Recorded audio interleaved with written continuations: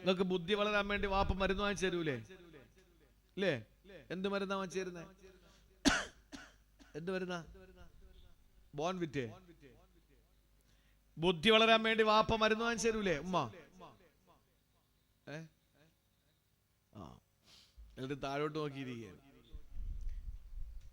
ഓർമ്മശക്തി. ഹിഫ്ള് പഠിക്കുന്ന മക്കളല്ലേ അതെ ആ കുട്ടികള്? എനിക്ക് ഹിഫ്ളില് ശക്തി പോരാന്ന് പറഞ്ഞൊരാൾ വന്നു. ആരാ? തന്റെ ഉസ്താദിന്റെ മുമ്പിലാ വന്നത്.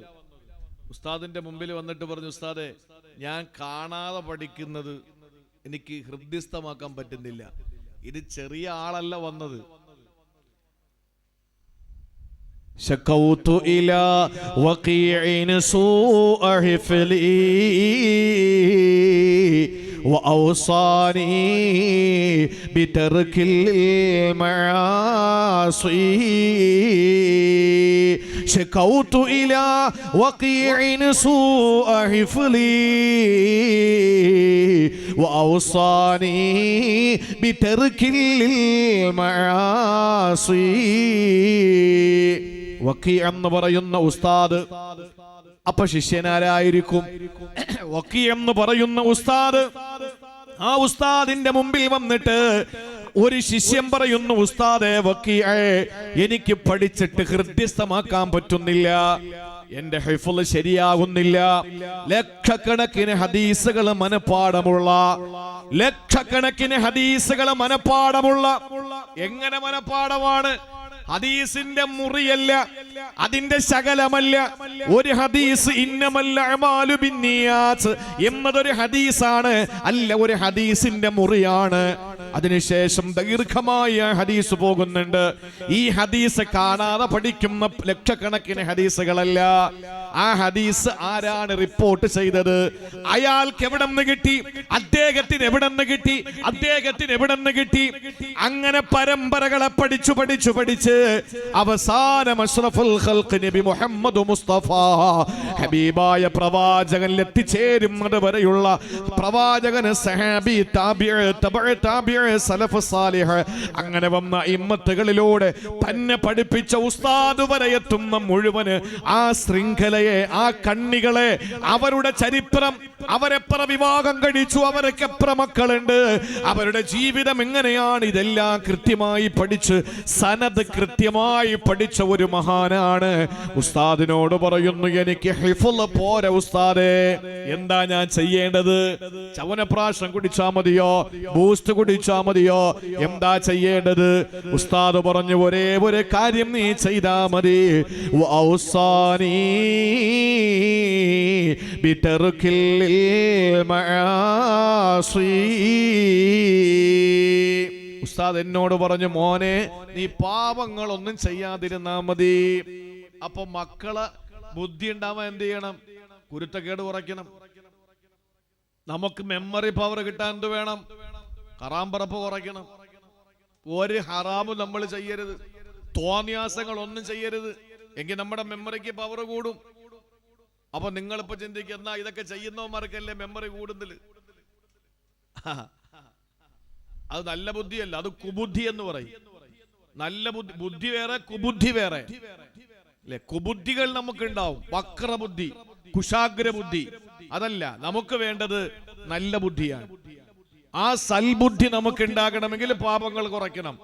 നമ്മുടെ വിഷയം അതല്ല. സഹോദരങ്ങളെ, ഹസൻ ബസരി റളിയല്ലാഹു അൻഹു പറഞ്ഞു, മോനെ, നിനക്ക് രാത്രി എണീറ്റ് നിസ്കരിക്കാൻ പറ്റണമെങ്കിൽ ഒറ്റ കാര്യം ചെയ്താൽ മതി, നീ പാപങ്ങൾ കുറച്ചാൽ മതി, എങ്കിൽ നിനക്ക് നന്നാവാൻ പറ്റും.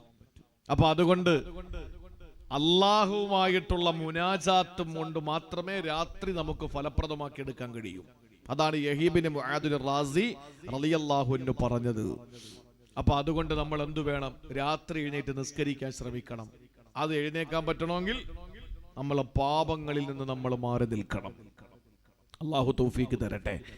അള്ളാഹു തൗഫീഖ് തരട്ടെ. സഹോദരങ്ങളെ, രാത്രിയിലെ നമസ്കാരം കൊണ്ട് നമുക്ക് കിട്ടുന്നത് എന്തൊക്കെയാണ്? പാതിരാത്രി നമ്മുടെ നമസ്കാരം കൊണ്ട് അള്ളാഹു നമുക്ക് തരുന്നത്. മഹാനായ അബൂദർ റളിയല്ലാഹു അൻഹു പറയുകയാണ്, അബൂദർ റളിയല്ലാഹു തആല അൻഹു പറയുകയാണ്, എന്നോട് ഹബീബായ പ്രവാചകൻ ഒരിക്കൽ പറഞ്ഞു, സ്വല്ലി റക്അത്തൈനി അബൂദറേ, നീ 2 റക്അത്ത് നമസ്കരിക്കണം. എപ്പോഴാണ്? ഫീ ളുൽമത്തിൽ ലൈലി, രാത്രിയുടെ ഇരുളിൽ, നിശയുടെ നിശബ്ദതയിൽ, ഇരുളിന്റെ ചുരുളില് നീ 2 റക്അത്ത് നമസ്കരിക്കണം അബൂദറേ. അതെന്തിനെന്നറിയോ? ലിൽമത്തിൽ ഖുബൂർ, നാളെ നിന്നെ കൊണ്ടുവയ്ക്കുന്ന ഖബർ ഇരുളാണ് അബൂദറേ. ഖബറില് പ്രകാശമില്ല. നിങ്ങളത് ആലോചിച്ച് നോക്കിയാൽ, നമ്മുടെ ഖബറിൽ കിടക്കുമ്പോ ഇതുപോലത്തെ ഒരു പ്രകാശം ഉണ്ടെങ്കിൽ, യഥാർത്ഥത്തിൽ ഇങ്ങനത്തെ പ്രകാശമല്ല. അങ്ങനെ പിന്നെ ഇത് 2-3 ലൈറ്റ് വാപ്പാടെ ഖബറിലും കിട്ടുകൊടുത്താൽ പോരെ? പൈസ കൂടുതലുണ്ടെങ്കിൽ സോളാറും വെച്ചു കൊടുത്താൽ മതിയല്ലോ. പിന്നെ സുഖമായിട്ട് വാപ്പ കിടന്നോളൂ ഖബറിൽ വെളിച്ചോണ്ട്. വിവരമില്ലാത്ത മക്കൾ അങ്ങനെയൊക്കെ ചെയ്യും. MBBS LLB മാത്രം ആക്കിയുള്ള കുഴപ്പം ഇതാണ്. എവിടെന്നെങ്കിലും വയല് കേൾക്കും, വാപ്പാടെ ഖബറിൽ വെട്ടം വേണം. അതിനിപ്പോ എന്താ, 3 ഹാലത്തിന്റെ ലൈറ്റ് ഇട്ട് കൊടുത്താൽ പോരെ? വാപ്പ സുഖമായിട്ട് കിടന്നോട്ടെ. വാപ്പാടെ ഖബറിനകത്ത് നമ്മൾ ഈ ലൈറ്റ് ഇട്ട് കൊടുത്താൽ പറ്റൂല. ഞാൻ പറഞ്ഞു വന്നത്, വാപ്പാടെ ഖബർ പ്രകാശിക്കണം. അതിന് വാപ്പ ചിന്തിക്കണം. നമ്മുടെ ദുആ കൊണ്ട് അള്ളാഹു ചിലപ്പോ ഖബർ പ്രകാശിപ്പിക്കും. പക്ഷെ അബൂദർ റളിയല്ലാഹു അൻഹുവിനോട് ആദരവായ പ്രവാചകൻ പറയുകയാണ്, അബൂദറേ, സ്വല്ലി റക്അത്തൈനി ഫീ ളുൽമത്തിൽ ലൈലി ലിളുൽമത്തിൽ ഖുബൂർ, രാത്രിയുടെ ഇരുളിൽ നീ 2 റക്അത്ത് നമസ്കരിക്കണം അബൂദറേ. ആ നമസ്കാരം കൊണ്ട് നിങ്ങൾക്ക് കിട്ടുന്നത് എന്തെന്നറിയോ? നാളെ 3 വെള്ള തുണിയിൽ പൊതിഞ്ഞ് ഖബറിലേക്ക് കൊണ്ടുവെക്കുമ്പോ ആ ഖബറിനകത്ത് പ്രകാശമാണ് അബൂദറേ. അതുകൊണ്ട് ചെയ്യാനുള്ളത് രാത്രി 2 റക്അത്ത് നമസ്കരിക്കണം. അല്ലാഹു തൗഫീഖ് തരട്ടെ. നമ്മളൊക്കെ ഖബറിൽ കൊണ്ടുവെക്കപ്പെടുന്ന സമയത്ത് ഖബർ പ്രകാശപൂരിതമാകണം. ആ പ്രകാശം, നമ്മളൊക്കെ അള്ളാഹുവിനോട് വലിയ സ്നേഹമുള്ളവരാണെന്നൊക്കെ പറയുന്നത്. ഔസുല്ലാഹുള്ളമൊക്കെ സ്നേഹമാണെന്ന് പറയാൽ അതിൽ അർത്ഥമുണ്ട്. ജീലാനി തങ്ങളൊക്കെ സ്നേഹമാണെന്ന് പറഞ്ഞാൽ അർത്ഥമുണ്ട്. റിഫായി ശൈഖ് തങ്ങൾക്ക് സ്നേഹമാണെന്ന് പറഞ്ഞാൽ അർത്ഥമുണ്ട്. അബുൽ ഹസൻ ഷാദുലി തങ്ങൾക്കും ഇബ്രാഹിം ദുസൂഖി തങ്ങൾക്കും മഹാന്മാരായ അള്ളാഹുവിന്റെ പരിശുദ്ധമായ ദീനിന്റെ ഇന്നലകളിൽ കടന്നുപോയ ധീരകേസരികൾ, അവർ അള്ളാഹുവിനോട് അത്രയും അടുപ്പക്കാരാണ് എന്ന് പറയുന്നതിൽ അർത്ഥമുണ്ട്. ഒരിക്കല് മഹാനായ ഫുളൈൽ ഇബ്നു ഇയാദ് റളിയല്ലാഹു അൻഹു, മൂപ്പരുടെ പഴയകാല ജീവിതം വളരെ മോശമായിരുന്നു എന്നാണ്. പിന്നീട് അദ്ദേഹം വിലായത്തിന്റെ അത്യുന്നത പദവിയിലെത്തിയ ആളാ. പാവുമ്പയിൽ നമ്മൾ പ്രസംഗിക്കുമ്പോ പാവുമ്പക്കാരോട് പറയാൻ പറ്റിയൊരു ചരിത്രമാണ് ഫുളൈൽ ഇബ്നു ഇയാദ് റളിയല്ലാഹു അൻഹുവിന്റെ ചരിത്രം. പഴയ കാലത്ത് വലിയ കള്ളനായിരുന്നു, മോട്ടാവായിരുന്നു. ആ മോഷണം നടത്തി കായംകുളം കൊച്ചുണ്ണിയെ പോലെയല്ല. കായംകുളം കൊച്ചുണ്ണി പണക്കാരിൽ നിന്ന് പിടിച്ചെടുത്ത് പാവങ്ങ കൊടുക്കുന്നു എന്നാണ് പറയുന്നത്. പക്ഷേ ഫുളൈൽ ഇബ്നു ഇയാദ് എന്ന് പറയുന്ന വ്യക്തി മോഷ്ടിക്കുന്നത് സ്വന്തം പള്ള നിറയ്ക്കാനാ. മോഷ്ടിച്ച് കിട്ടിയ സാധനങ്ങളുമായിട്ട് മതിൽ ചാടി കയറി പോകുമ്പോഴാണ് അടുത്തൊരു വീട്ടിലിരുന്ന് ഖുർആൻ ഓതുന്ന ഒരാളിനെ ആ ആയത്ത് കേട്ടിട്ട് ഞാൻ നന്നാവണ്ടേ എന്ന് ചിന്തിച്ചിട്ട് മോഷ്ടിച്ച സാധനങ്ങൾ മുഴുവനും വലിച്ചൊരൊറ്റ ഏറാൻ. എന്നിട്ട് അദ്ദേഹം നേരെ നാട് വിട്ടു. നാട്ടിൽ നിന്നാ പിന്നെ വീണ്ടും കള്ളനാവും. വേറെ എവിടെ മോഷണം പോയാലും ആളുകൾ പറയും അവൻ തന്നെ മോട്ടിച്ചെന്ന് പറയും. നിങ്ങൾ എന്നെ കമ്മ്യൂണിസ്റ്റ് ആക്കി എന്ന് പറയും പോലെ ഒരു കുടിയൻ നമ്മുടെ നാട്ടിൽ ഉണ്ടെങ്കിൽ അവൻ ഖിയാമത്ത് നാൾ വരെ കുടിയനാ. അവൻ കുടിച്ചില്ലെങ്കിൽ അവൻ കുടിക്കാതെ പനി പിടിച്ചിട്ട് കണ്ണൊക്കെ വല്ലാതെ നീര് വന്നിരുന്നാലും പറയും നന്നായിട്ട് കുടിച്ചിട്ടാണ്ടോ കണ്ണങ്ങനെ ഇരിക്കുന്നതെന്ന് പറയും. നമ്മളുടെ സ്വഭാവം അതാ. കുടിയന്മാരെ കുടിയന്മാരാക്കിക്കൊണ്ടിരിക്കും, പലിശക്കാരെ പലിശക്കാരാക്കിക്കൊണ്ടിരിക്കും. ഇതൊക്കെ നമ്മൾ ചെയ്യുന്ന നമ്മുടെ ഡ്യൂട്ടിയാ. അപ്പൊ അതുകൊണ്ട് അദ്ദേഹം നാട് വിട്ടു. 10 കൊല്ലം കഴിഞ്ഞാൽ തിരിച്ചു വന്നത്. നെഞ്ചറ്റം വരെ ദാടി, കയ്യില് ജപമാല, നെറ്റിയില് നിസ്കാരത്തഴമ്പ്, ചുണ്ടില് ദിക്റ്, കൽബില് നൂറ്, ശരീരത്തെ ക്ഷമിക്കാനുള്ള ശരീരം, ഇതൊക്കെ ആയിട്ട് ആ മനുഷ്യൻ തിരിച്ചു വന്നു. അദ്ദേഹമാണ് ഫുളൈൽ ഇബ്നു ഇയാദ് റളിയല്ലാഹു അൻഹു. അദ്ദേഹം ഒരിക്കൽ വക്കീഇനോട് ചോദിച്ചു. ആരായി വക്കീഅ്? നമുക്കറിയുമല്ലോ, ഷാഫി ഇമാമിന്റെ പ്രിയപ്പെട്ട ഉസ്താദാണ് വക്കീഅ്. നേരത്തെ ഞാൻ പറയാതെ വിട്ടു എന്ന് തോന്നുന്നു. ആ വന്ന ശിഷ്യൻ ഷാഫി ഇമാമാണ്. ഏത് വക്കീൻ റഹ്മത്തുള്ളാഹിയോട് വന്നിട്ട് ചോദിച്ചല്ലോ, എനിക്ക് ഹിഫ്ള് കിട്ടുന്നില്ല, എനിക്ക് ഒരു ഉപദേശം തരണം. ലക്ഷക്കണക്കിന് ഹദീസുകൾ മനനം ചെയ്ത ആ കുട്ടി ഷാഫി ഇമാമാണ്. വക്കീ എന്നവരോട് ഫുളൈൽ ഇബ്നു ഇയാദ് തങ്ങൾ ചോദിക്കുകയാണ്. ഫുളൈൽ ഇബ്നു ഇയാദ് തങ്ങൾ വക്കീ എന്നവരോട് പറയുകയാണ്, അല്ലാഹു പറഞ്ഞുവത്രേ, അല്ലാഹു പറയുന്നുവത്രേ, മാ സദഖ അബ്ദി, എന്റെ ദാസനെ കള്ളമാണ് പറയുന്നത്, എന്റെ ദാസനെ കള്ളമാണ് പറയുന്നത്. ഈ പാവുമ്പയിലെ ഒരാൾ പറയുന്നു, എനിക്ക് റബ്ബിനോട് വലിയ സ്നേഹമാണ്, എനിക്ക് അള്ളാഹുവിനോട് വലിയ ഇഷ്ടമാണ്, അള്ളാഹു എന്നെ വലിയ സ്നേഹമാണ്, തിരിച്ചും അങ്ങനെ തന്നെയാണ്. എനിക്ക് റബ്ബെന്ന് പറഞ്ഞാൽ എനിക്ക് എന്റെ ഹൃദയത്തിന്റെ ഭാഗമാണെന്ന് പറയുന്ന ആളുകളെ ഫുളൈൽ ഇബ്നു ഇയാദ് തങ്ങൾ വക്കീ എന്നവരോട് പറയുകയാണ്, അല്ലാഹു പറഞ്ഞുവത്രേ, മാ സദഖ അബ്ദി, എന്റെ ദാസന് കളവ് പറയുകയാണ്, അവന് സത്യം പറയുന്നില്ല.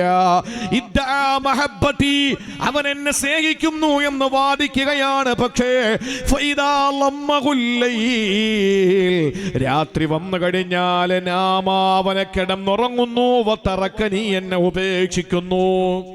ആലോചിച്ച് നോക്ക് സഹോദരങ്ങളെ, ഫുളൈൽ ഇബ്നു ഇയാദ് തങ്ങള് വക്കീ എന്നവരോട് പറയുന്നു, അല്ല പറഞ്ഞു ആളുകൾ സത്യം പറയുന്നില്ല. എന്താ അവര് കളവ് പറയുന്നത്? ഇദ്ദാ മഹബ്ബതി, അവര് പറയുന്നു എനിക്ക് എന്റെ റബ്ബിനോട് വലിയ സ്നേഹമാണ്, എനിക്ക് എന്റെ പടച്ചവനോട് വലിയ ഇഷ്ടമാണ്. എന്നിട്ടോ ഫൈദാ ലമ്മഹുൽ ലൈൽ, രാത്രി ഇരുൾ മൂടിയാൽ നാമവതറക്കനി, അവൻ ഉറങ്ങിക്കിടക്കുന്നവൻ എന്നെ ഉപേക്ഷിച്ചു പോവുകയാ, എന്നെ മൈൻഡ് ചെയ്യുന്നില്ല. അവന് കിടന്നുറങ്ങാൻ എന്നെ അവൻ മൈൻഡ് ചെയ്യുന്നേയില്ല, അവൻ അവന്റെ സുഖം തേടി പോകുന്നു. ഇതാണ് യഹ്യ ഇബ്നു മുആദ് റാസി തങ്ങൾ പറഞ്ഞത്, പടച്ചോനെ എന്റെ രാത്രി ഫലപ്രദമാവണമെങ്കിൽ നിന്നോട് സംസാരിച്ചാലേ മതിയുള്ളൂ. അത് കാമുകനെ വിളിച്ചിട്ട് എനിക്ക് രാത്രി നിന്നെ ഫോൺ ചെയ്യാൻ പറ്റിയില്ലെങ്കിൽ എന്റെ രാത്രി കാളരാത്രിയാണ്, എനിക്ക് വല്ലാത്തൊരു അസ്വസ്ഥതയുള്ള രാത്രിയാണ് എന്ന് പറയുന്നത് പോലെ അല്ല. മുനാജാത്ത് നടത്തിക്കൊണ്ടിരിക്കുമ്പോൾ യഹ്യ ഇബ്നു മുആദ് റാസി തങ്ങൾ പറയുന്നു, പടച്ചോനെ ഞാൻ നിന്നോട് രാത്രിയിൽ സംസാരിച്ചില്ലെങ്കിൽ അന്നത്തെ രാത്രി എനിക്ക് നല്ലതല്ല, നമുക്ക് കഴിയണം, അതിന് പാവങ്ങളിൽ നിന്ന് മാറി നിൽക്കണം. അള്ളാഹു പറയുന്നു പത്രേ, എന്റെ ദാസൻ ഇങ്ങനെ പച്ച കള്ളം പറഞ്ഞുകൊണ്ടിരിക്കുക, അവ എന്നോട് സ്നേഹമുണ്ടെന്ന് പറയും, പക്ഷേ രാത്രി ആയി കഴിഞ്ഞാൽ എന്നെ ഒഴിവാക്കിയിട്ട് അവൻ ചെന്ന് കിടന്നു ഉറങ്ങുകയാണ്. ഇത് അള്ളാഹു പരിഭവം പറയാ നമ്മളെ പറ്റിയിട്ട്. അതുകൊണ്ട് നമ്മൾ അള്ളാഹുവിന് ഇഷ്ടപ്പെട്ടവരാണോ അല്ലയോ എന്ന് ചിന്തിക്കാൻ ഇതിനപ്പുറം വേറെ ഒരു കാര്യത്തിന്റെ ആവശ്യമില്ല.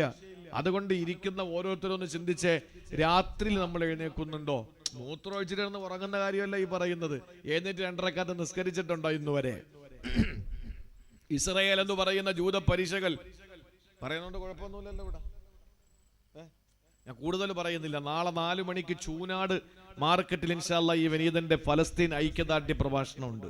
ചൂനാട് കുറെ മഹല്ലുകൾ കൂടിയിട്ട്, ചൂനാട് അടുത്തല്ല, ചൂനാട് 4 മണിക്ക് മാർക്കറ്റിൽ ഇൻഷാ അല്ലാഹ് എല്ലാരെയും സംഘാടകർക്ക് വേണ്ടി ഞാൻ ക്ഷണിക്കുകയാണ്. സംഘാടകർ ആ വിവരം പറയാൻ വേണ്ടിയും ഓർമ്മപ്പെടുത്തിയിട്ടുണ്ട്. ചൂനാട് ടൗണിൽ മഴയൊന്നും ആ കാര്യത്തിൽ മഴയൊന്നും വിഷയമാക്കരുത്. ഫലസ്തീൻ, നമ്മൾ മഴയെ പേടിച്ച് വീട്ടിനകത്തിരിക്കുമ്പോ ഫലസ്തീൻ മക്കള് ബോംബും മിസൈലും പേടിച്ചിട്ട് വീട്ടിൽ ഇരിക്കുന്നില്ല.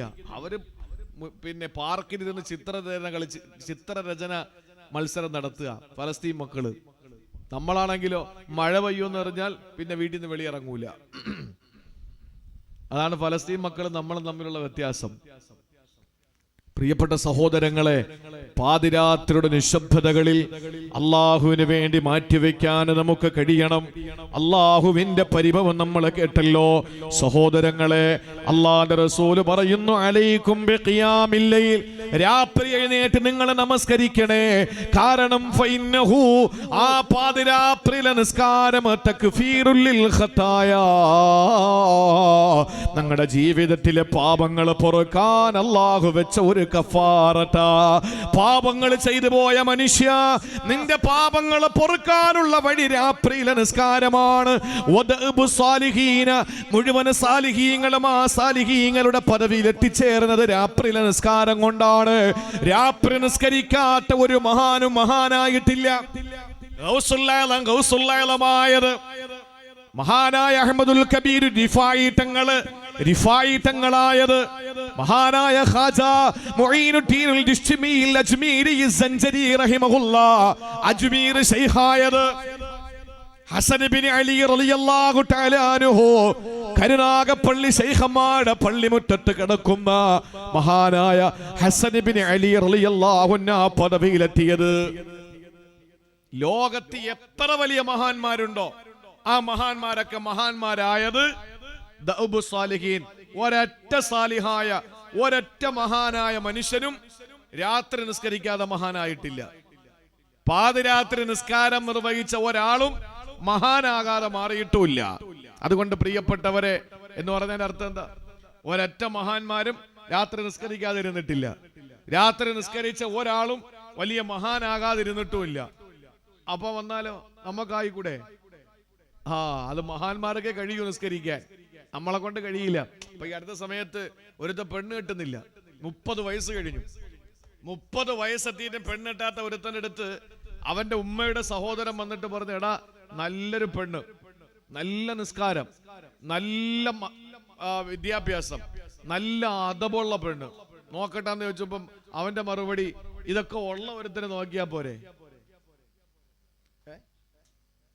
നല്ല നിസ്കാരം, എപ്പോഴും സ്വലാത്ത്, നല്ല ചിട്ട, നല്ല അദബ്, ഇതൊക്കെ പറഞ്ഞ് ഇങ്ങനെ ആ പെണ്ണിന്റെ മദ്ഹ് മൗലിദ് പറഞ്ഞുകൊണ്ടിരിക്കുകയാണ് ഉമ്മയുടെ സഹോദരൻ. അവൻ മരുവൻ പറഞ്ഞു, അതൊക്കെ ശരി, ഇതൊക്കെ ഉള്ളൊരു മാപ്പിള കണ്ടെത്തി കൊടുക്കണേലേ നല്ലത്, ഇതൊന്നും എനിക്കില്ല എന്ന് പറഞ്ഞതുപോലെ മഹാന്മാരാരും രാത്രി നിസ്കരിക്കാതിരുന്നിട്ടില്ല. രാത്രി നിസ്കരിച്ച ഒരാളും മഹാനാവാതിരുന്നിട്ടില്ല എന്ന് പറഞ്ഞാൽ എല്ലാവർക്കും എങ്കിൽ പിന്നെ ലോകം മൊത്തം മഹാന്മാരായിരിക്കുമല്ലോ.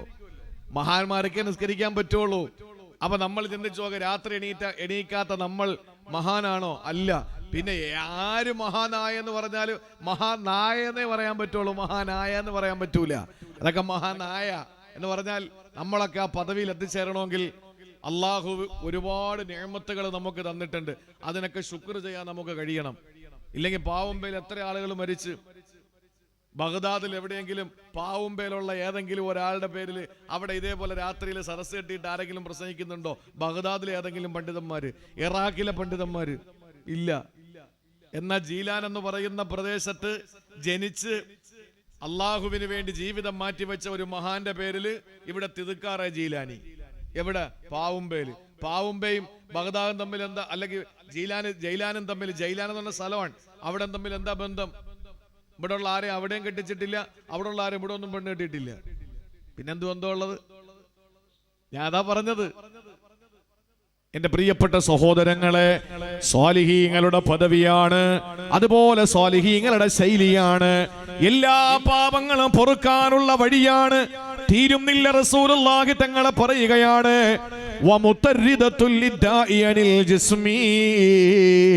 ശരീരത്തിലെ എല്ലാ രോഗങ്ങളും മാറാനുള്ള വഴിയാണ്. ഇത് വെറുതെ പറഞ്ഞതല്ല, തുർമുദി റിപ്പോർട്ട് ചെയ്ത ഹദീസാണ്. അല്ലാഹുവിന്റെ റസൂല് പറയുകയാണ്, തുർമുദി റഹിമഹുല്ലാഹ് റിപ്പോർട്ട് ചെയ്ത ഹദീസ്, സിഹാവുസത്തെപ്പെട്ട ഹദീസാണ്. എല്ലാ അസുഖവും മാറാനുള്ള വഴി. ഞാൻ ഒരു നിസ്സാര ഒരു കാര്യം പറയട്ടെ, എന്നെ ആരും മുജാഹിദ് ഒന്നും ആക്കി കളയല്ലേ, ആകെയൊന്നുമില്ല, ഞാൻ പറയാനുള്ള പറയാൻ.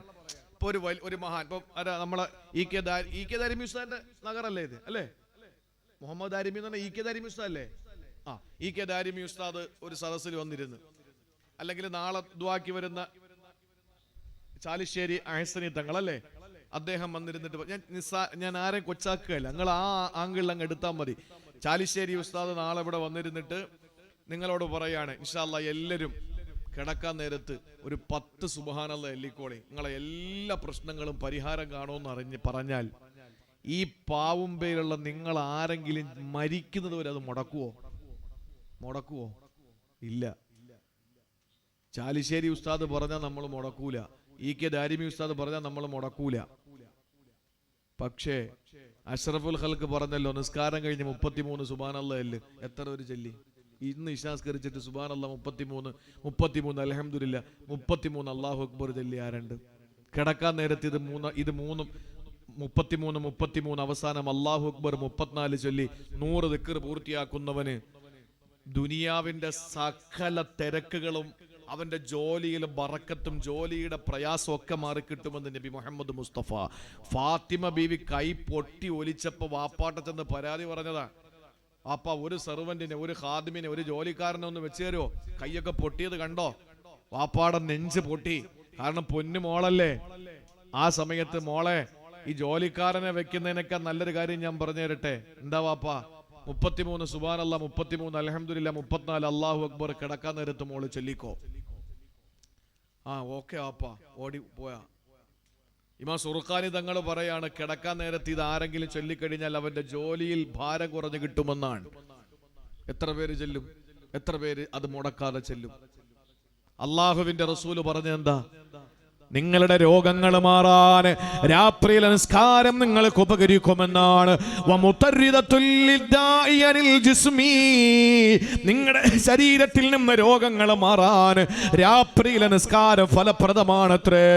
ഇത് പറഞ്ഞിട്ട് കേട്ടിട്ട് വഴല കഴിഞ്ഞു പോയാ നാളെ തിങ്കളാഴ്ചയാണ്, നാളെ ഞായറാഴ്ചയാണ്. നാളത്തെ ഞായറാഴ്ചത്തെ രാവിലെ അല്ലെങ്കിൽ ഇന്ന് രാത്രി കിടന്നിട്ട് എഴുന്നേക്കാൻ ആരാണ് തയ്യാറാകുന്നത്? ഇല്ല. പക്ഷേ ഓച്ചിറ ഹോസ്പിറ്റലിൽ പോയി, അല്ലെങ്കിൽ ആലപ്പുഴ വണ്ടാനം മെഡിക്കൽ കോളേജിൽ പോയി, ഡോക്ടർ പറഞ്ഞു ശരീരം മൊത്തം നീരാണ്, ശരീരം മൊത്തം നെയ്യാണ്, അതുകൊണ്ട് രാത്രി കുറച്ച് രാവിലെ ഒരു ഇന്ന സമയത്ത് എഴുന്നേറ്റ് കുറച്ച് എക്സർസൈസ് ചെയ്യണം, ഓടണം, ഇല്ലെങ്കിൽ മരിച്ചു പോകും, നിങ്ങളുടെ രോഗം മാറൂല. കൃത്യം നമ്മൾ എഴുന്നേക്കും. ഭാര്യ അലാറം വെച്ച് എഴുന്നേൽപ്പിക്കും അല്ലേ? അഷ്റഫുൽ ഖൽഖ് പറഞ്ഞ എന്താണ്? രാത്രി നിസ്കാരം നിങ്ങളുടെ രോഗം മാറും, ശരീരത്തിന്റെ പ്രയാസങ്ങൾ മാറും. ഇത് തുറമുത് റിപ്പോർട്ട് ചെയ്തതാ. എത്ര പേര് അംഗീകരിക്കുന്നു? അതാ ഞാൻ പറഞ്ഞത്. ആരെങ്കിലും ദുനിയാവിലുള്ള ഭൗതിക ലോകത്തുള്ള ആരെങ്കിലും എന്തെങ്കിലും പറഞ്ഞാൽ ഉടനെ നമ്മളത് കേൾക്കും. ഞാനത് നീട്ടിക്കൊണ്ടുപോയ 1 മണിക്കൂറായി, ബാക്കി 4 കാര്യങ്ങൾ പറയാനുണ്ട്. 1 മണിക്കൂറായി നമ്മൾ തുടങ്ങിയിട്ട്.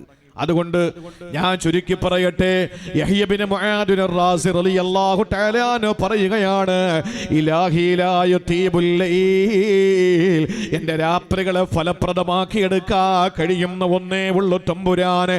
ഇല്ലാ ബിമുനാജാതിക, നിന്നോടുള്ള മുനാജാത്ത് കൊണ്ടല്ലാതെ കഴിയില്ല അല്ലാ. പ്രിയപ്പെട്ടവരെ, മുനാജാത്ത് രാത്രിയിൽ ചെയ്യാൻ കഴിയണമെങ്കിൽ ഒരൊറ്റ മാർഗമേ ഉള്ളൂ, പാപങ്ങളിൽ നിന്ന് മാറി നിൽക്കുക. അല്ലാഹു തൗഫീക്ക് നൽകി അനുഗ്രഹിക്കുമാറാവട്ടെ. ഇനി 2 ഓർത്തു വെച്ചോളണം. ഇനി 2 യഹ്യ ഇബ്നു മുആദ് റാസി തങ്ങൾ പറഞ്ഞു, ലാ യതീബുൻ നഹാർ, അല്ലാഹുവേ എൻ്റെ പകലുകളൊന്നും പരിശുദ്ധമാവുകയില്ല, ഇല്ലാ ബിതാഅതിക, പകലുകളിൽ നിന്നെ വഴിപ്പെടുന്നതിലൂടെ അല്ലാതെ പടച്ചവനെ എൻ്റെ പകല് ഫലപ്രദമാവുകയില്ല. രാത്രി അല്ല വിശ്രമിക്കാൻ തന്നെങ്കിൽ, പകൽ അല്ലാഹു നമുക്ക് തന്നത് ഇബാദത്തിനാണ്, രാത്രി വിശ്രമമാണ്. പകൽ ഇബാദത്തിന് വേണ്ടി അല്ലാഹു തന്നതാണ്. അല്ലാഹുവിന്റെ റസൂല് പറഞ്ഞല്ലോ, ഇന്നല്ലാഹ ഫറല ഫറായില ഫലാ തുളയ്യുഹാ, അല്ലാഹു കുറേ ഫറലായ കാര്യങ്ങൾ നമുക്ക് നിർബന്ധമാക്കിയിട്ടൊന്നും പാഴാക്കരുത്. ഫറലായ ഒന്നും പാഴാക്കരുത്. എന്താ ഫറലുള്ളത്? നമ്മൾ എത്ര ഭാഗ്യവന്മാരാ. 5 വഖത്ത് നിസ്കാരം, 24 മണിക്കൂർ ശ്വാസം വിടാൻ അവസരം തന്നു. 24 മിനിറ്റ് നിസ്കാരം നിർബന്ധം അല്ലേ? 24 മിനിറ്റ്. അള്ളാഹു എത്ര ഔദാര്യവാനാ, എത്ര അള്ളാഹു നമ്മളോട് കരുണയുള്ളവനാ. 50 വഖത്ത് നിസ്കാരം അന്നത്തെ നിസ്കാരം നിർബന്ധമാക്കിയപ്പോ അത് ഉണ്ടായിരുന്നെങ്കിൽ നിങ്ങളൊന്ന് ആലോചിച്ച് നോക്കിയാൽ വഴല് പറയാൻ പറ്റുമോ? ഇതിനിടയിൽ 3 തവണ വാങ്ങുവിളിക്കേണ്ട സമയം കഴിഞ്ഞ് 24 മണിക്കൂർ 24 മണിക്കൂറിൽ 50 വഖത്ത് നിസ്കാരമാണെങ്കിൽ ഒന്ന് ചിന്തിച്ചു നോക്കിയേ. അരമണിക്കൂർ 25 മിനിറ്റ് 25 മിനിറ്റ് ഇട്ട് വാങ്ങു വിളിക്കണ്ടേ? ഈ പ്രസംഗം തുടങ്ങിയതിന് ശേഷം 2 തവണ വാങ്ങു വിളിക്കാനുള്ള സമയം കഴിഞ്ഞു. 50 വഖത്ത് ഉണ്ടായിരുന്നെങ്കിൽ ആര് നിസ്കരിക്കും? അതാ പണ്ട് പറഞ്ഞത്, 50 വഖത്ത് നിസ്കാരമുണ്ട് കൊണ്ട് ചെല്ലിപ്പോ കിട്ടുമെന്ന് പറഞ്ഞാൽ അതുകൊണ്ടാ. പ്രിയപ്പെട്ട സഹോദരങ്ങളെ, അതാർക്കും 5 തന്നെ നമുക്ക് പറ്റുന്നില്ല. അതുകൊണ്ടാണ് പണ്ടേ അതൊരു മഹാൻ പറഞ്ഞത്, അല്ല 50 ആക്കി, മൂസാ നബി 5 ആക്കി, ചേകൻ ഒരു 3 ആക്കി, നമ്മൾ ഇല്ലാതാക്കി. അല്ല 50 ആക്കി, മൂസാ നബി 5 ആക്കി, ചേകൻ ഒരു 3 ആക്കി, നമ്മൾ ഇല്ലാതാക്കി. ഈ 5 വഖത്ത് നിസ്കാരം അള്ളാഹു നിർബന്ധമാക്കിയതാണ്. 12 മാസക്കാലം അള്ളാഹു തന്നല്ലോ, അതിൽ ഒരൊറ്റ മാസമാണ് നോമ്പ് നിർബന്ധമാക്കിയത്. സമ്പത്തി എത്ര കോടികൾ നിനക്ക് അല്ലാഹു തന്നാലും വർഷത്തിൽ ഒരിക്കൽ മാത്രമാണ് അതിന്റെ ശതമാനം കൂട്ടിക്കിട്ട് സക്കാത്ത് കൊടുക്കേണ്ടത്. അല്ലാഹ് ഫർലാക്കിയവരെ പറയുന്നത്. നീ 150 കൊല്ലം ജീവിച്ചെന്നിരിക്കട്ടെ, അതില് 15 ശേഷം അഥവാ 135 കൊല്ലത്തിനിടയിൽ ഒരൊറ്റ വട്ടം നിനക്ക് ഹജ്ജും ഉംറയും. അള്ളാഹു എത്ര ഔദാര്യവാനാ. ഇതുപോലെ നമുക്ക് ചെയ്യാൻ പറ്റില്ലെങ്കിൽ നമ്മൾ എന്ത് മനുഷ്യന്മാരാ? യഹ്യ മുആദുൽ റാസി തങ്ങൾ, ഞാൻ പല വേദികളിലും പറഞ്ഞു, വിഷമം തോന്നല്ലേ, നാളെ ആഹാരം ഉണ്ടോ? നാളെ ആഹാരം ഉണ്ടോ? ഉണ്ട്. നമ്മുടെ ഡ്യൂട്ടി എന്താ? ഞാൻ ഇപ്പൊ ഉറൂസിന് ഒരുപാട് സ്ഥലത്ത് പ്രസംഗത്തിന് പോയി, ഒരുപാട് ഇതുപോലെ ആണ്ട് നേർച്ച കൂടുതൽ അങ്ങനെ പ്രസംഗിക്കുന്നത്. നമ്മുടെ ഡ്യൂട്ടി എന്താ? വർഷത്തിലൊരിക്കൽ എങ്ങനെ ഒരുമിച്ച് കൂടുക. അള്ളാഹുവിന്റെ തൗഫീഖ് കൊണ്ട് റബീഉൽ അവ്വലിന് ആഹാരമുണ്ട് 12 ദിവസവും. അത് കഴിഞ്ഞാൽ പിന്നെ റബീഉൽ ആഖിറിൽ ജീലാനി തങ്ങളുടെ പരിപാടി, അടുത്ത ജമാഅത്തുൽ ഊല റിഫായി തങ്ങളുടെ പരിപാടി. അപ്പൊ ജമാഅത്തുൽ ഊലയായി. പിന്നെ ജമാഅത്തുൽ ആഖിറിൽ ആരുടെ ഉണ്ട്? ജമാഅത്തുൽ ആഖിറിൽ ആരുടെയോ പരിപാടിയുണ്ട്. റജബായ പിന്നെ അറിയാം, പിന്നെ റജബ് 27 അങ്ങനെയൊക്കെ ഭയങ്കര പരിപാടികളാ. ഷഅബാനിൽ പിന്നെ പരിപാടിയുടെ പരിപാടി, റമളാനിൽ പിന്നെ ഇറച്ചിയോട് ഇറച്ചി, പിന്നെ ഷവ്വാല് പിന്നെ പെരുന്നാളൊക്കെ ആയല്ലോ. ഷവ്വാല് കഴിഞ്ഞാൽ പിന്നെ ദുൽഖഅദായി കഴിഞ്ഞാൽ ഹജ്ജിന്റെ മാസമായി, യാത്രയപ്പിനുള്ള ചാപ്പാട്. ദുൽഹജ്ജായി കഴിഞ്ഞാൽ പിന്നെ വലിയ പെരുന്നാളായി. പിന്നെ ഏതാണുള്ളത്? മുഹറം ആയി കഴിഞ്ഞാൽ പിന്നെ ഇപ്പോ 1 മുതൽ 10 വരെ ആഘോഷങ്ങളാ ഉള്ളത്. അതിന് ആഹാരം ഇഷ്ടം പോലെ ഒക്കെ ഉണ്ട്.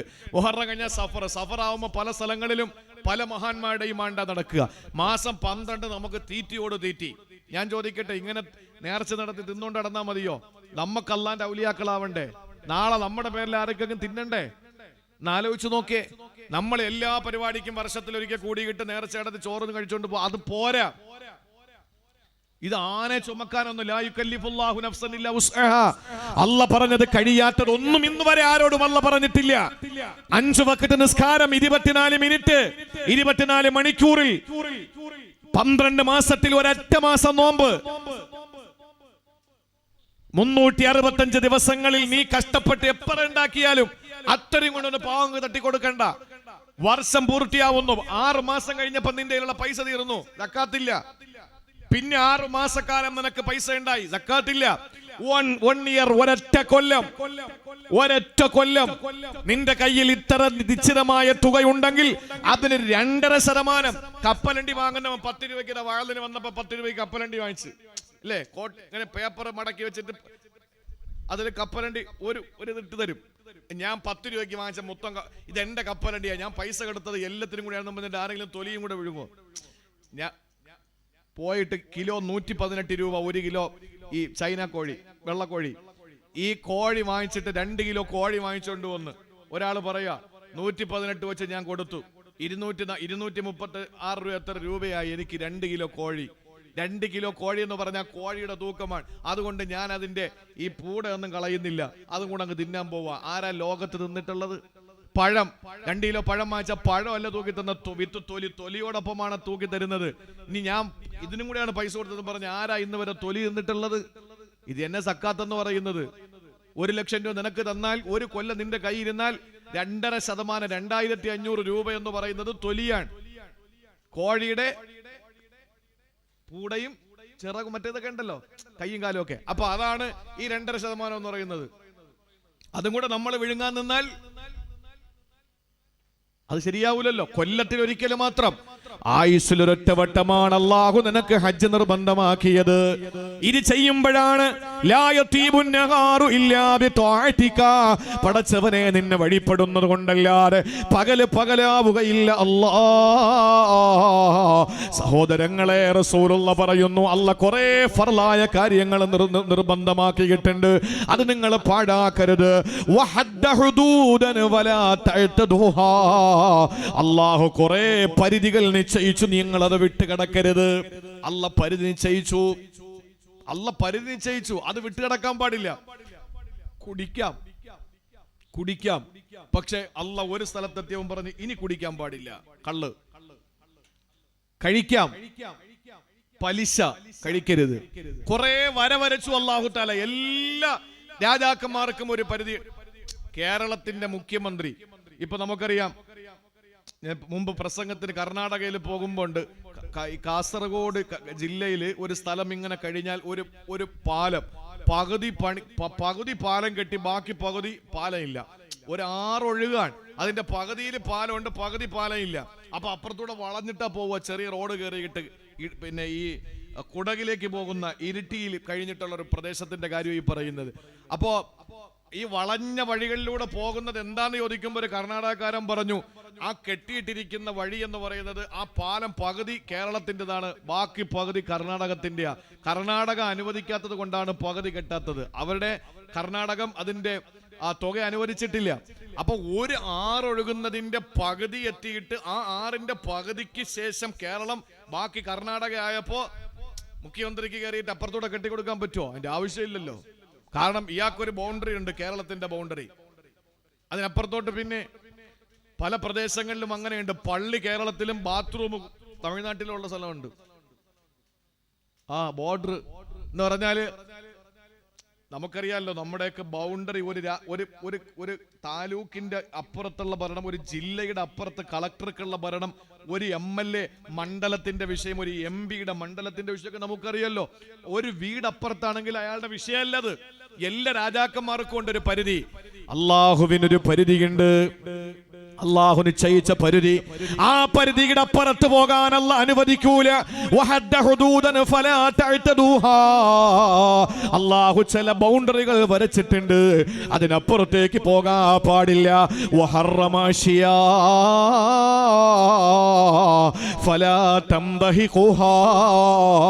അഷ്റഫുൽ ഖൽഖ് പറയുകയാണ്, അള്ളാഹു പല കാര്യങ്ങളും നിഷിദ്ധമാക്കിയിട്ടുണ്ട്.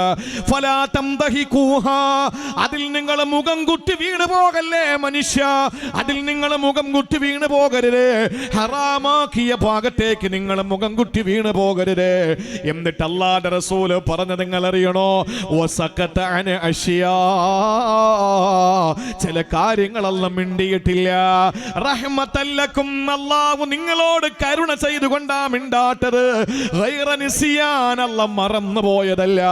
ഫലാ തബ്ഹസു അൻഹാ, അതിനെ നിങ്ങൾ ഇങ്ങനെ ചികഞ്ഞു നോക്കിക്കൊണ്ടിരിക്കരുത്. റസൂലുള്ള പറഞ്ഞു, അല്ലാഹു ചില ഫർളായ കാര്യങ്ങൾ പറഞ്ഞു, അത് നിങ്ങൾ പാഴാക്കരുത്. ചില ഹദ്ദുകൾ നിശ്ചയിച്ചു, നിങ്ങൾ വിട്ടുകിടക്കരുത്.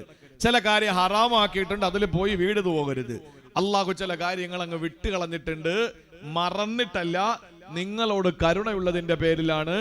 നിങ്ങളത് പോയി ചികഞ്ഞന്വേഷിക്കരുത്. ചില കാര്യങ്ങൾ അള്ളാഹു എന്ത് ചെയ്തിട്ടില്ല, വെളിവാക്കി തന്നിട്ടില്ല. ചില കാര്യങ്ങൾ അള്ളാഹു വെളിവാക്കി തന്നിട്ടില്ല. എന്തുകൊണ്ടാ?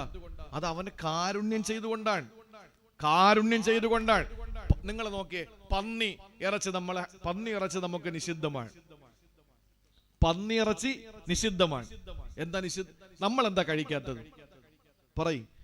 ആരൊക്കെ പറയുന്നു ഇത്രയും, ഞാനിത് പറഞ്ഞതെന്ന് പറഞ്ഞ് ഞാനും കഴിച്ചത്, ആരോ പറഞ്ഞതാ, ഇത്രയും ഭയങ്കര ടേസ്റ്റ് അത്രേ, നമുക്ക് ആലോചിക്കാൻ പോലും പറ്റുന്നില്ല.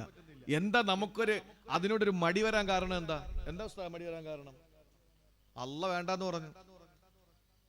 അല്ലാഹു പറഞ്ഞു, ഹറമ അലൈക്കും ലഹ്മൽ ഖിൻസീർ, പന്നി ഇറച്ചി നിങ്ങൾക്ക് നിഷിദ്ധമാണ്. ഇനി ആര് പറഞ്ഞാലും നമ്മളത് തിന്നൂല. തിന്നുവോ?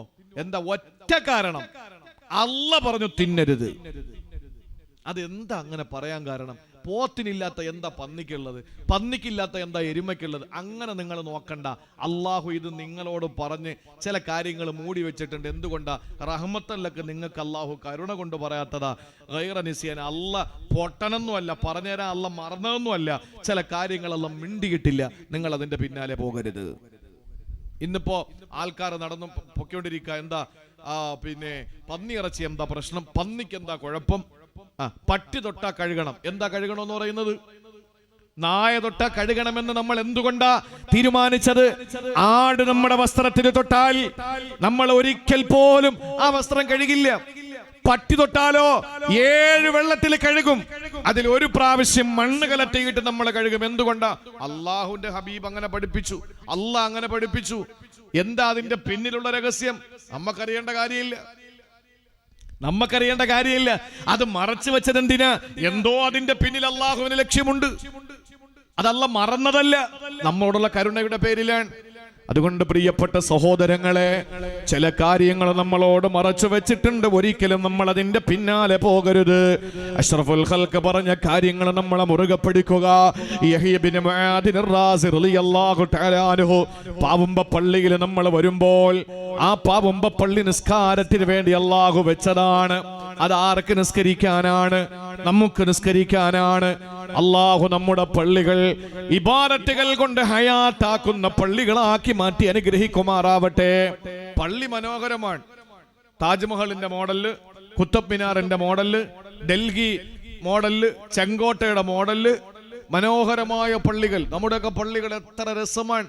ഗൾഫ് പണം കൊണ്ടും അറബികൾ വെച്ചു കൊടുത്തത് കൊണ്ടും നാട്ടിൽ വരിയിട്ടത് കൊണ്ടും നാട്ടിലെ പുത്തൻ പണക്കാര് വെച്ചു കൊടുത്ത പള്ളി, പല പല സാമ്പത്തിക ശേഷിയുള്ള ആളുകളൊക്കെ പണി കഴിപ്പിച്ചു കൊടുത്ത പള്ളികൾ വളരെ മനോഹരമാണ്. വയനാട് ജില്ലയിലെ തേറ്റമല എന്ന് പറയുന്ന ഒരു പ്രദേശം, അവിടെ ഒരു പള്ളിയില്ല. അവിടെ പള്ളി ജീവിതകാലത്ത് അവർക്കൊരു പള്ളി വെക്കാൻ പറ്റിയ സാമ്പത്തിക ശേഷിയുള്ളവരല്ല.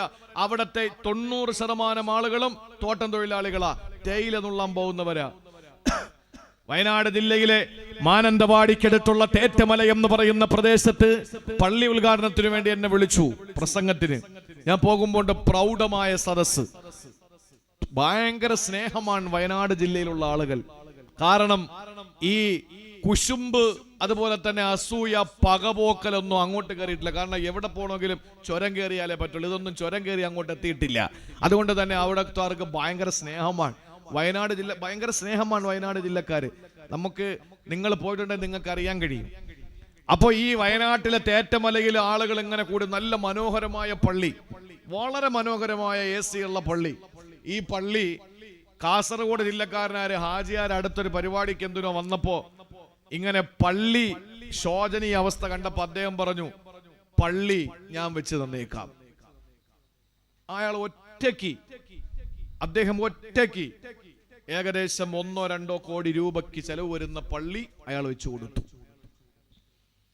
അവസാനം അദ്ദേഹം പൈസയൊക്കെ പറഞ്ഞു, കാര്യങ്ങളൊക്കെ പറഞ്ഞിട്ട് പോയി.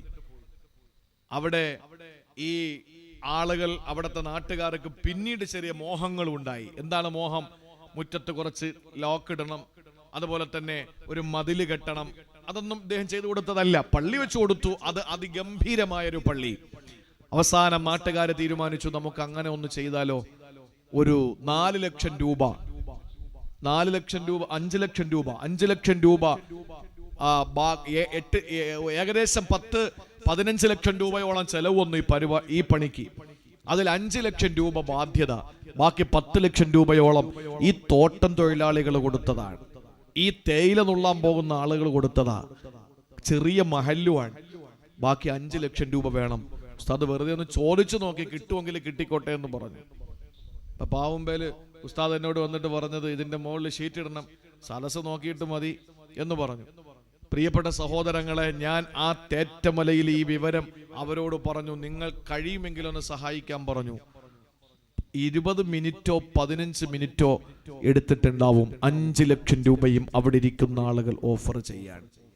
ഞാൻ പറഞ്ഞു വന്നത്, നമ്മുടെ നാട്ടിലെ പള്ളികളൊക്കെ എത്ര മനോഹരമാണ്, നല്ല പള്ളികളാണ്. പക്ഷേ ആ പള്ളികളുടെ അവസ്ഥ എന്താണെന്നറിയോ? നല്ല പശുവാണ്, കാണാൻ നല്ല മൊഞ്ച, നല്ല വയറും നല്ല അകിടും നല്ല തലയും നല്ല പശുവാ. പക്ഷേ ഈ പശുവിനെ കൊണ്ടുള്ള ആകെയുള്ള ഗുണം എന്താ? ഉത്തരേന്ത്യയിലാണെങ്കിൽ പാവങ്ങളെ കൊല്ലാനാണെന്ന് പറയാം. ഇവിടത്തെ ഗുണം എന്താ? ഇവിടത്തെ ഒറ്റ ഗുണേ ഉള്ളൂ, രാവിലെ ഒരു വലിയ പാത്രം കൊണ്ടുവരിക, കറന്നെടുക്കുക, പാല് കച്ചവടം ചെയ്യുക, ജീവിക്കുക. അല്ലാതെ വേറെ ഗുണമൊന്നുമില്ലല്ലോ. പിന്നെ ഒരു മിണ്ടാപ്രാണിയാണ്, അതിനെ തീറ്റിപ്പോറ്റുന്നു, നല്ല വില കിട്ടും, അവർക്കിപ്പോ പെൻഷൻ ഉണ്ട്, അങ്ങനെയുള്ള കാര്യങ്ങളൊക്കെ ഉണ്ട്. അതൊക്കെ മുഖ്യമന്ത്രി പോലും അവിടെ തൊഴുത്തുണ്ടാക്കാൻ ഗസ്റ്റ്, പിന്നെ അദ്ദേഹത്തിന്റെ ക്ലിഫ് ഹൗസിൽ. അപ്പൊ ഇതൊക്കെ വലിയ കാര്യമാണ്. പക്ഷേ രാവിലെ വലിയ ചരിവും എടുത്തങ്ങോട്ട് വെച്ചിട്ട് പശുവിനെ കൊണ്ടുവന്ന് അടുത്തുള്ളൊരു മരത്തിൽ കെട്ടിയിട്ട് കറക്കാനിരുന്നിട്ട് അകിടിൽ ഇങ്ങനെ പിടിക്കുമ്പോ പാല് വന്നില്ല എങ്കിൽ ഈ പശുവിനെ കൊണ്ട് വല്ല ഗുണമുണ്ടോ? അതാണ് തഴവ ഉസ്താദ്. തഴവോട് അടുത്തല്ലേ? തഴവ ഉസ്താദ് പറഞ്ഞു, ചില പള്ളികൾ കാഴ്ചയ്ക്ക് കൗതുകമുള്ളതാ, ജുമഅയ്ക്ക് പോലും പ്രാവ് നിസ്കരിക്കേണ്ടതാ, വെറും പ്രൗഢിയിൽ മാത്രം ഫലം എന്തുണ്ട്, പാലില്ല പശുവിന് കാഴ്ചയിൽ രസമുണ്ട്. നല്ല രസമാണ് പശുവിനെ കാണാൻ. പക്ഷെ പാലില്ലെങ്കിൽ വല്ല ഗുണമുണ്ടോ? ഒരു ഗുണമില്ല. കാണാൻ നല്ല പള്ളി, പക്ഷേ ജുമാ നിസ്കരിക്കാനും പ്രാവ് വരണം. പള്ളിയിലെ ഇമാമും ഉണ്ട്, മുഅദ്ദിനും ഉണ്ട്, കണക്കെഴുതാൻ വേണ്ടി കമ്മിറ്റിക്കാരും ഉണ്ട്. അല്ലാതെ വേറെ ഒരു മഖ്ലൂക്കും ഇല്ല. ഇതല്ലേ നമ്മുടെ പള്ളികളുടെ അവസ്ഥ? ഇപ്പൊ കോവിഡ് വന്നതിന് ശേഷമുള്ള ആകെ ഉള്ള പ്രശ്നം എന്ന് പറഞ്ഞാൽ ഒറ്റൊരുത്തനും പള്ളി കയറാതായി. ന്യായം ചോദിക്കുക, കോവിഡിന് പിന്നെ നിങ്ങൾ എന്ത് ചെയ്തു? കോവിഡിന് പിന്നെ എന്താ പ്രശ്നം? ജുമ വേണ്ടെന്നല്ലേ പറഞ്ഞത്? ജുമ വേണ്ടെന്നല്ലേ പറഞ്ഞത്? ഉസ്താദ് ഒറ്റയ്ക്കല്ലേ നിസ്കരിച്ചത്? അപ്പൊ 40 പേരുടെ പ്രശ്നം ഇല്ലായിരുന്നോ കോവിഡ് സമയത്ത്? ഇതൊക്കെ ചോദിച്ചിട്ട് ചെറുപ്പക്കാരും നിരീശ്വരവാദികളും മൊത്തം ജംഗ്ഷനിലാണ്. ഒരുത്തനും പള്ളി കയറുന്നില്ല. എല്ലാ പള്ളികളുടെ അവസ്ഥ ഇതാണ് സഹോദരങ്ങളെ. അതുകൊണ്ട് മനസ്സിലാക്കിക്കോ. അതുകൊണ്ട് എന്റെ സംശയം, ഈ കോവിഡ് ഉണ്ട്, അസുഖം ശരി തന്നെ, പക്ഷേ മാസ്ക് വിറ്റഴിക്കാൻ വേണ്ടി കുറെ ആളുകൾ ഇപ്പൊ പേപ്പട്ടിയെ കൊല്ലാൻ പാടില്ല എന്ന് പറഞ്ഞാൽ എന്താ? ഒരു പെണ്ണുമ്പുള്ള പേപ്പട്ടിയെ കൊല്ലുന്നത് തന്നെ ശക്തമായ നിരോധനം ഏർപ്പെടുത്തി. കാരണം എന്താണെന്നറിയോ? ഈ പെണ്ണുമ്പുള്ളയുടെ ഡ്യൂട്ടി എന്ന് പറഞ്ഞാൽ ഈ പേവിഷബാധയുടെ മരുന്ന് കച്ചവടമാണ്. ഈ പേവിഷബാധയുടെ മരുന്ന് കച്ചവടം ചെയ്യുന്ന പെണ്ണുമ്പുള്ള എങ്ങനെ പിന്നെ പേപ്പട്ടിയെ കൊല്ലാൻ സമ്മതിക്കുവോ? അവർ ഉത്തരവിട്ടു പേപ്പട്ടിയെ കൊല്ലാൻ പാടില്ല. പിന്നെന്താ ചെയ്യാ? ആരെങ്കിലും കടിച്ച, മദ്രസ പോകുന്ന കുട്ടിയെ കടിച്ച പേവിഷബാധയ്ക്കുള്ള മരുന്നുണ്ട്. കാരണം ഈ മരുന്നിന്റെ അംബാസഡർ മൂപ്പത്തിയാ. അപ്പൊ ഇത് വിറ്റഴിയണ്ടേ? അപ്പൊ മാസ്ക് വിറ്റഴിക്കാൻ വേണ്ടി കുറെ ആളുകളുടെ തട്ടിപ്പ്. പിന്നെ അതിന്റെ ഈ മറ്റേ എന്താണ് മരുന്ന് കുത്തി വെച്ച് ഡോസ് കൊടുത്തത്, വാക്സിൻ. ഈ വാക്സിൻ അടിച്ചു കയറ്റുന്നതിന്റെ കുറെ കുത്തക മുതലാളിമാര് അവസാനം വാക്സിൻ അടിച്ച ആളുകൾക്കൊക്കെ ഓർമ്മശക്തി പോയി. ഇപ്പൊ ഞാൻ എത്ര തവണ ചോദിച്ചു മൂപ്പരോട്, ഞാൻ 2 തവണ എടുത്തതാ. വിദേശത്ത് പോകാൻ പറ്റൂല, എയർപോർട്ടിൽ കയറ്റൂല, തീവണ്ടി കയറ്റില്ല എന്നൊക്കെ പറഞ്ഞപ്പോ ഞാൻ പേടിച്ചു പോയി. 2-3 ഒക്കെ വാങ്ങിച്ചു നിന്ന് കുത്തിക്കയറ്റി. അതുകൊണ്ട് ഇപ്പൊ എന്താ, എല്ലാം മറന്നു പോവാൻ. ചില ആളുകൾക്ക് വെള്ളപ്പാണ്ട് വന്ന്, എന്റെ നാട്ടിൽ 2 പേർക്ക് വെള്ളപ്പാണ്ട് വന്നതിന് ശേഷം തൊലിക്ക് വെളുപ്പ് വന്നു. അപ്പൊ ഉടനെ ഈ വാക്സിൻ ഉണ്ടാക്കിയ നിർമ്മാതാക്കൾ പറഞ്ഞു, ഞങ്ങൾക്കിതിൽ യാതൊരു ഉത്തരവാദിത്വം ഇല്ല, ഞങ്ങൾക്കിതിൽ യാതൊരു ഉത്തരവാദിത്വം ഇല്ല എന്ന് പറഞ്ഞ പിന്നെ ആർക്കാ ഉത്തരവാദിത്വം? എന്നാലോചിച്ച് നോക്കിയേ. മനുഷ്യൻ ഇന്ന് പെടാപ്പാടുവിടുക. ചെറുപ്പക്കാരൊക്കെ മരിച്ചുകൊണ്ടിരിക്കുക. അറ്റാക്ക്. ഓച്ചർ ആബിദ് ഉസ്താദിന് അറ്റാക്ക് വന്ന് അള്ളാഹു ദീർഘായുസ് കൊടുക്കട്ടെ, ആഫിയത്ത് കൊടുക്കട്ടെ, രോഗശമനം നൽകി അനുഗ്രഹിക്കുമാറാവട്ടെ. ഉസ്താദിനെ കാണണമെന്ന ആഗ്രഹത്തിൽ നേരത്തെ വന്നതാ, പക്ഷെ പറ്റിപ്പോയി. മൊത്തം